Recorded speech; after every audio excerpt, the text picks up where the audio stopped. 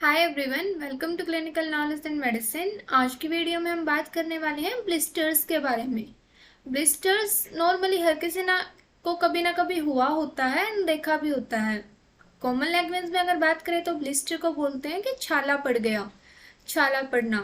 सो इसका क्या रीज़न है, क्यों होता है, कैसे ट्रीट कर सकते हैं, ये सब हम इस वीडियो में देखने वाले हैं। होप सो वीडियो आपके लिए हेल्पफुल रहेगी। सो वीडियो को पूरा देखिएगा। Let's start with the introduction of the blisters. Blisters क्या होते हैं कि फुट इंजरीज होती हैं, और मतलब जरूरी नहीं है कि पैर पे ही हो, हाथ पे भी हो सकता है और बॉडी में किसी और पार्ट में भी हो सकता है, बट मोस्ट कॉमनली पैरों पे देखने को मिलता है। इसमें क्या होता है कि जो फ्लूइड है वो फिल हो जाता है और एक बबल फॉर्म हो जाता है। एंड ये होता क्यों है? क्योंकि कंटिन्यू रबिंग होने की वजह से। ब्लिस्टर्स जो होते हैं वो हार्ड सरफेस की जब रिपीटेटिव रबिंग होती है उस वजह से हमें देखने को मिलते हैं। मोस्ट ऑफन हमें फीट पे देखने को मिलते हैं, heels and soles, but hands पे भी हो सकते हैं। हैंड्स पे कब हो सकते हैं? जब कोई बाइक राइडिंग कर रहा हो विदाउट हैंड प्रोटेक्शन, एंड जब भी कोई प्रॉपरली शूज सॉक्स नहीं पहनता है और कंटिन्यू ज़्यादा लंबा वॉक करना पड़ जाए या ऐसा कुछ होता है तो हमें ब्लिस्टर्स देखने को मिलते हैं।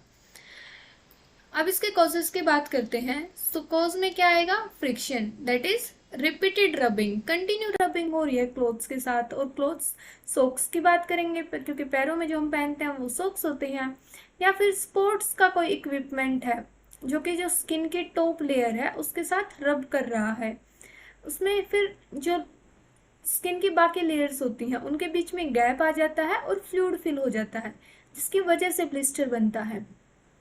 एंड इसके जो अदर फैक्टर्स हैं वो हो सकता है कि मॉइस्ट स्किन रहना, रेस ज़्यादा करना, फ्लैट फिट होना, मतलब जो सर्कुलेशन है वो प्रॉपर ना हो पाए एयर्स का, और कुछ बल्जेस होना, मतलब कुछ प्रोमिनेंट एरियाज हो जाना जो कंटिन्यू टच में आते रहे, जैसे कि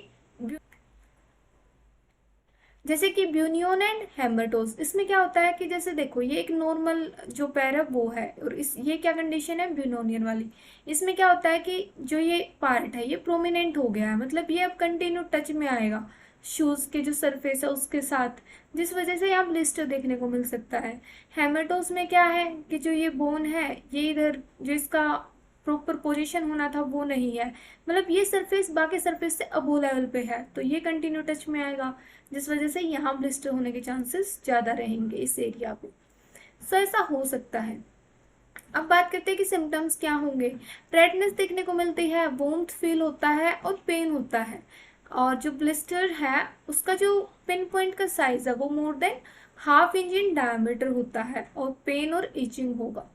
ब्लिस्टर के सिम्टम्स क्या रहेंगे? रेडनेस होगा उस एरिया पे, वॉर्म्थ फील होगा, और जो स्किन है उसमें बबल होगा, फ्लूइड फिल होगा, और उसका डायमीटर ½ इंच या उससे ज़्यादा होगा, और पेन एंड ईचिंग देखने को मिलेगा। फिर डायग्नोज कैसे करेंगे? पीपल यूजुअली उनको पता चल जाता है कि उनको ब्लिस्टर हुआ है क्योंकि पेन होता है ब्लिस्टर्स में, और डॉक्टर्स डायग्नोज करते हैं जो कि लार्ज और पेनफुल ब्लिस्टर्स होते हैं उनकी लोकेशन और मेडिकल हिस्ट्री के बेसिस पे। अब बात करते हैं कि ट्रीटमेंट क्या रहेगा।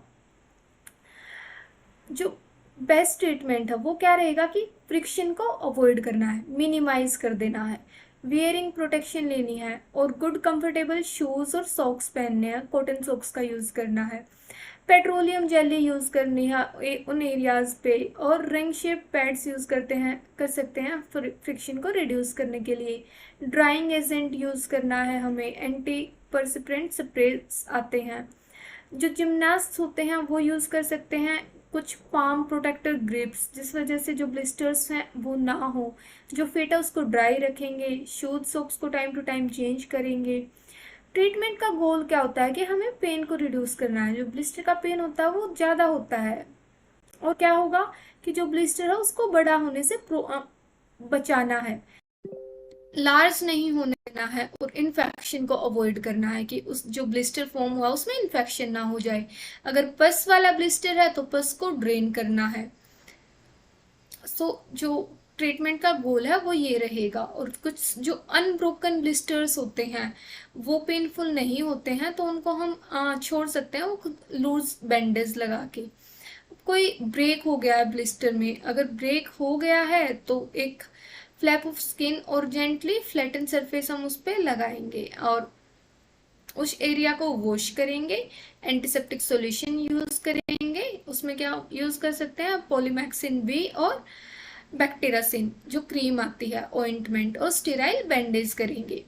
एंड जो लार्ज ब्लिस्टर्स होते हैं उनको डॉक्टर्स ड्रेन करते हैं, और जो अगर ब्लिस्टर लार्ज होगा तो वो ज़्यादा पेनफुल होगा।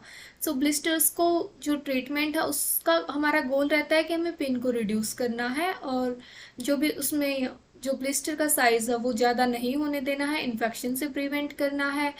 ब्लिस्टर को प्रिवेंट करने के लिए ऐसे फील होने लगे कि ब्लिस्टर हो सकता है, क्योंकि एकदम से ब्लिस्टर नहीं होता है, पहले वो सरफेस रेड होता है, और जब रेड होता है तभी से पेन होना स्टार्ट हो जाता है। तो ऐसे कंफर्टेबल सॉक्स और शूज़ वियर करने हैं, फ्रिक्शन मिनिमाइज करना है, कुछ पेट्रोलियम जेली अप्लाई कर सकते हैं, हम ड्राई पाउडर्स यूज़ कर सकते हैं। सो कुछ डू और डोंट्स हैं जो ब्लिस्टर्स को मैनेज करने के लिए यूज़ किए जाते हैं, वन बाय वन हम देखते हैं। फीट को ड्राई रखना है, और मॉइस्चर और फ्रिक्शन, मतलब इन सब चीज़ों से बचाना है जो भी चीज़ें ब्लिस्टर्स को बना रही हैं।